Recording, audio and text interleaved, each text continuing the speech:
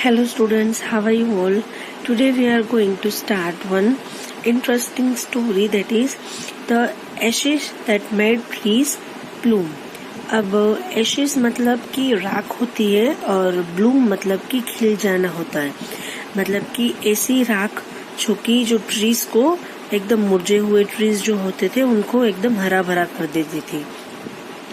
Let's start. In the good days of daimyos, there lived an old couple whose only pet was a little dog. मतलब कि अच्छे पुराने दिनों में दाइमियोस के अच्छे पुराने दिनों में एक ओल्ड कपल रहता था जो कि उनका एक पेट था, छोटा सा कुत्ता. Having no children, they loved it as though it were a baby. उनके कोई बच्चे न होने के कारण वो उनको ऐसे ही प्यार करते थे जैसे कि वो एक छोटा सा बच्चा हो.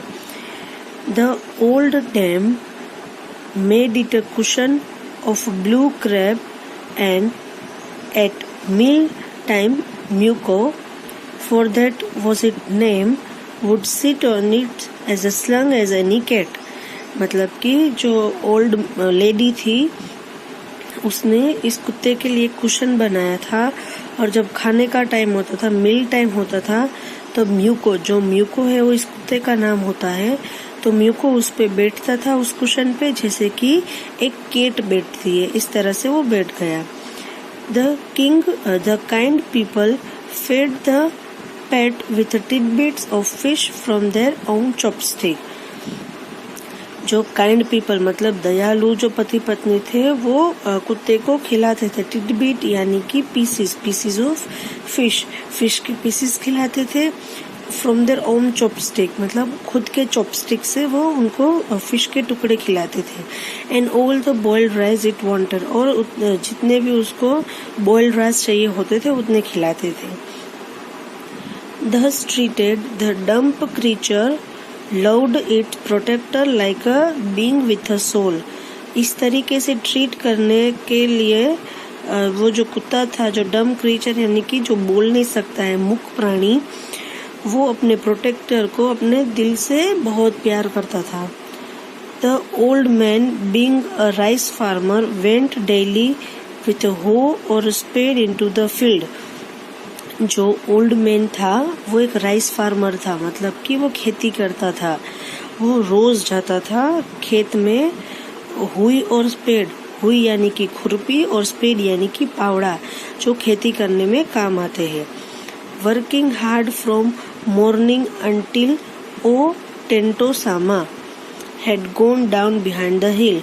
मतलब कि ओ टेंटोसामा का मतलब होगा कि शाम.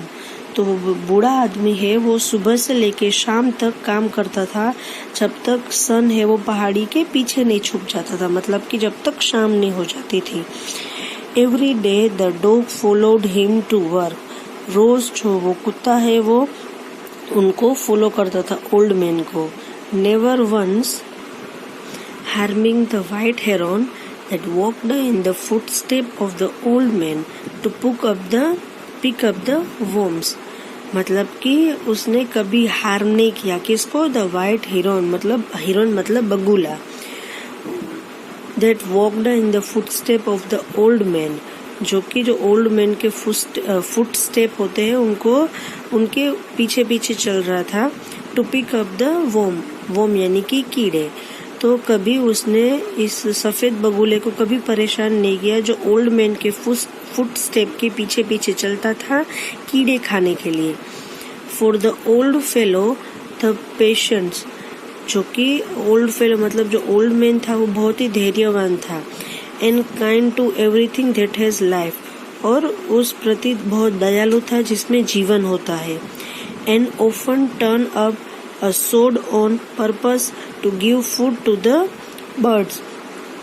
And often turned up the sword मतलब कि एक गड्ढे का जो ढेर होता है उसको जानबूझ के वो पैर से गिरा देता था ताकि उसमें से कीड़े निकल सके और बर्ड्स को खाना मिल सके. One day the dog came running to him. एक दिन कुत्ता उनके पास दौड़ते हुए आया. Putting his paw against his leg, अपना जो पंजा है वो ओल्ड मैन के पैर के ऊपर रखा and motioning with his head to some spot behind, और कुछ दिखाने की कोशिश कर रहा था। The old man at first thought his pet was only playing. Old man को लगा कि ये तो पहली बार में से लगा कि ये तो उनके साथ खेल रहा है, and did not mind it, और उनकी बातों पे ज्यादा ध्यान नहीं दिया। But the dog kept on whining and running to and fro from some minute, और जो कुत्ता है वो तो मिमियाता रहा, वाइनिंग यानी कि मिमियाना, और इधर से उधर दौड़ने लगा थोड़े मिनट्स तक। टू एंड फ्रो मतलब इधर से उधर।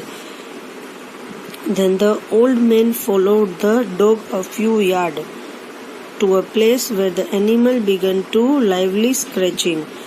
तो जो ओल्ड मैन है उसने कुत्ते को फॉलो किया कुछ यार्ड की दूरी पर, जहाँ ये डॉग उनको लेके जा रहा था, और वहाँ पे जाके उसने अपने पंजों से कुछ स्क्रैच करना शुरू कर दिया, मतलब खोदना शुरू किया। Thinking it was possibly a buried bone और a bit of fish. Old man को लगा कि यहाँ पे या फिर कुछ हड्डी होगी या तो फिर मछली के टुकड़े होंगे। The old man struck his hose in the earth. Old man ने अपनी जो खुरपी है वो उसको जमीन में डाला, मतलब कि खोदने की शुरुआत की। वेन लो, अभी यहाँ पे लो का मतलब होगा शॉक्ड। तो जब उन्होंने ये किया, a pile of gold gleamed before him, तो उनके सामने एक सोने का ढेर चमकने लगा था। आप इस पिक्चर में देख सकते हैं, ये है खुरपी हो। Thus in an hour the old couple were made rich, तो एक ही घंटे में वो ओल्ड कपल बहुत ही अमीर हो गया। The good souls bought a piece of land, उस अच्छे कपल ने एक जमीन का टुकड़ा खरीदा। Made a feast for their friends, उनके दोस्तों को दावत दी। And gave a plentiful to their poor neighbor, और उसके नेबर जो बहुत ही गरीब थे उनको भी बहुत कुछ दी। As for the dog, they pitied him till they nearly smothered him with kindness, और उनके कुत्ते को तो उसने इतना सहलाया, इतना प्यार किया कि वो उनका खुद का ही बच्चा हो।